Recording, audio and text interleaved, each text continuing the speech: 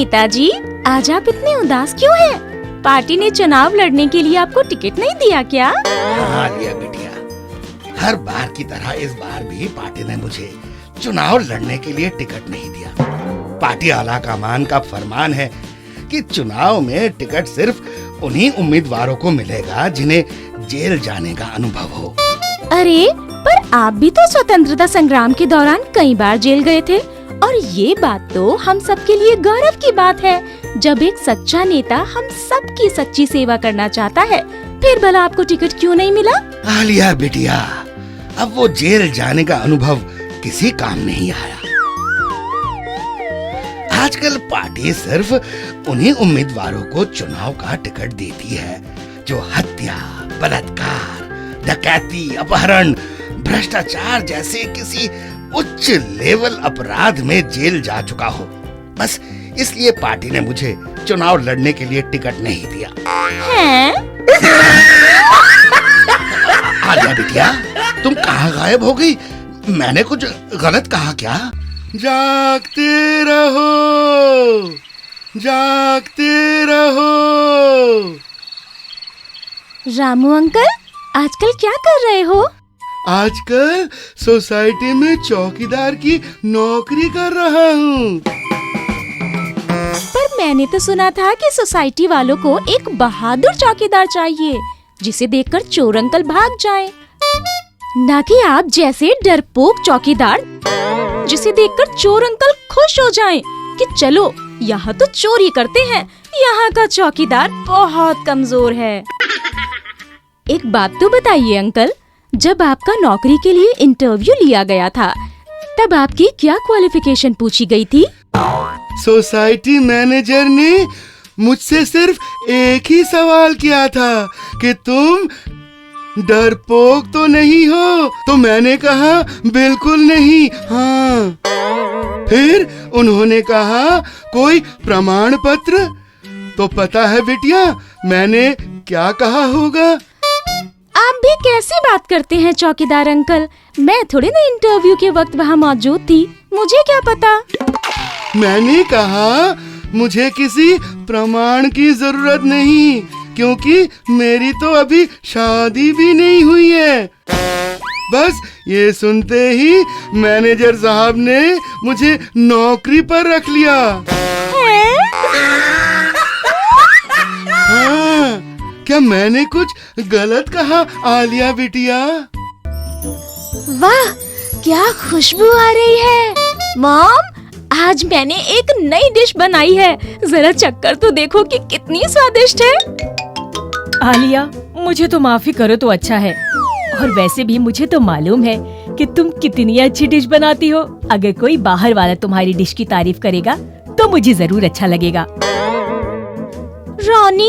रोनी देखो, मैंने आज एक स्वादिष्ट डिश बनाई है। क्या तुम इसे चक्कर बता सकते हो कि ये कैसी बनी है? नहीं आलिया, आज मेरा बीमार होने का कोई मूड नहीं है।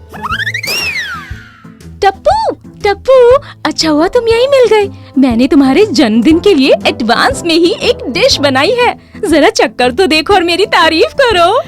ओह, थैंक यू आलिया। पर आज तो मेरा फास्ट है, इसलिए मैं तुम्हारी डिश नहीं चख सकता। ओह, कोई बात नहीं, पर क्या तुम मेरी स्वादिष्ट डिश को चखने के लिए किसी और का अरेंजमेंट कर सकते हो? हाँ, तुम बस यही मेरा इंतजार करो, मैं अभी गया और अभी आया। यस, मैं यहीं खड़ी हूँ टप्पू डियर। सॉरी आलिया, तुम्हारी बनाई डिश को चखने के लिए कोई भी तैयार नहीं हो रहा था। बड़ी मुश्किल से मैं इसे ला पाया हूँ। क्यों, मैंने कुछ गलत किया क्या?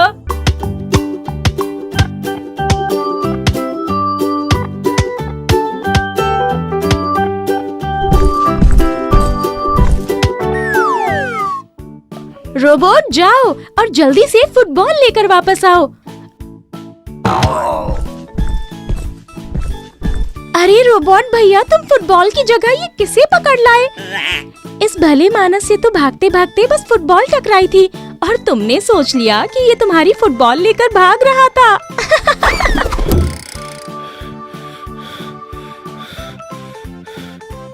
नहीं नहीं, ये असली चोर है आलिया। ये मेरे घर से कीमती सामान चुरा कर भाग रहा था। वाह रोबोट वाह, मुझे आज ही पता चला कि तुम कभी गलती से भी गलती नहीं करते। मैंने कुछ गलत किया क्या? अरे नहीं नहीं, तुम तो इनाम के हकदार हो। आओ आज तुम्हें डीजल शेक पिलाती हूँ। सुनो बेटी, जी अंकल। मुझे आश्रम चौक जाना है। क्या तुम मुझे आश्रम चौक जाने का रास्ता बता सकती हो? बता तो दूं अंकल, पर आश्रम चौक जाने का रास्ता बहुत टेढ़ा मेढ़ा है, इसीलिए आप वहाँ तक सीधे नहीं पहुँच पाओगे। क्या तुम मुझे आश्रम चौक तक छोड़कर आ सकती हो? तुम्हारा मुझ पर बहुत बड़ा एहसान होगा। छोड़ तो आती अंकल, पर मुझे ट्यूशन के लिए देरी हो रही है। पर हाँ, मेरा दोस्त रोबोट आपको जरूर आश्रम चौक तक ले जाएगा। रोबोट, प्लीज अंकल को आश्रम चौक पहुँचा दो। ओके। Thank you Alia.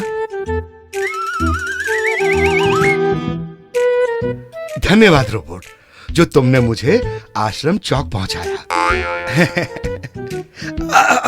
अरे अरे रोबोट भैया, ये क्या कर रहे हो? अरे मैं तो तुम्हारे पिता समान हूँ। अरे अरे मुझे वापस कहाँ लेके जा रहे हो? मुझे आश्रम चौक ही जाना था। अरे अंकल, आप लोग अभी तक गए नहीं? तुमने इस रोबोट को आश्रम चौक तक पहुंचाने को कहा था, छोड़कर आने को नहीं कहा था। इसलिए ये मुझे जबरदस्ती वापस ले आया। मैंने कुछ गलत कर दिया क्या आलिया? अरे लल्लू, तुम्हारे चेहरे का ज्योग्राफिया बिगड़ा हुआ क्यों है? क्योंकि तुम्हारे फ्रेंड रोबोट ने थप्पड़ मार मार कर मेरे चेहरे का ज्योग्राफिया बिगाड़ दिया है। और जब मैंने उससे ऐसे करने से मना किया तो उसने मेरे इस फुटबॉल को भी पिचका कर पापड़ बना दिया। ये देखो।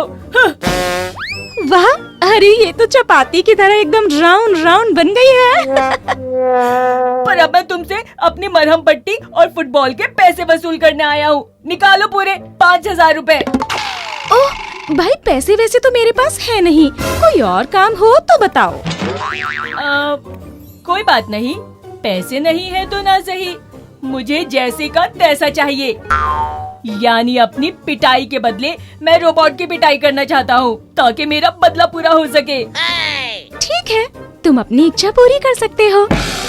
वाह, अब आएगा मजा।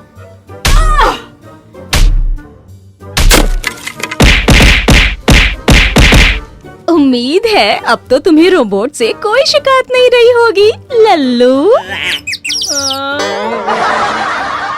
क्यों, मैंने गलत कहा क्या? नमस्ते अंकल, नमस्ते आंटी, हम आपके नए पड़ोसी हैं। नमस्ते नमस्ते, तुम आलिया हो ना? बहुत किस्से सुने हैं तुम्हारे। जी, मैं ही आलिया हूँ। थैंक यू आंटी, आपने मुझे एकदम ठीक पहचाना। मैंने तुम्हारी बहुत तारीफ सुनी है। किसी दिन तुम्हें अपनी किटी पार्टी में बुलाती हूँ एज अ चीफ गेस्ट। वही तुम्हारे किस्से सुनेंगे, साथ ही साथ सबका भरपूर मनोरंजन होगा। और मैंने सुना है कि आप लेक्चरर हैं। क्या मैं जान सकती हूँ कि आप किस कॉलेज में लेक्चरर हैं? आलिया बिटिया, ये किसी कॉलेज में नहीं, घर की लेक्चरर है। सारा दिन घर के हर मेंबर को बस लेक्चर देती रहती है। कभी ये करो, कभी ये मत करो, ये करोगे तो ये फायदा होगा, ये नहीं करोगे तो ये नुकसान होगा, फला फला। तुम्हें कभी फुर्सत हो तो चले आना लेक्चर सुनने। अरे अरे भाग्यवान, तुमने पहले तो कभी ऐसा नहीं किया था, हैं? अगर बच्चे बिगड़ जाए तो यही आखिरी इलाज होता है। शायद अब तुम्हें पता चल गया होगा कि कब क्या बोलना है और कब क्या नहीं। इस लेक्चर से तो बंक मारना ही अच्छा है। वैसे मैंने कुछ गलत तो नहीं कहा ना?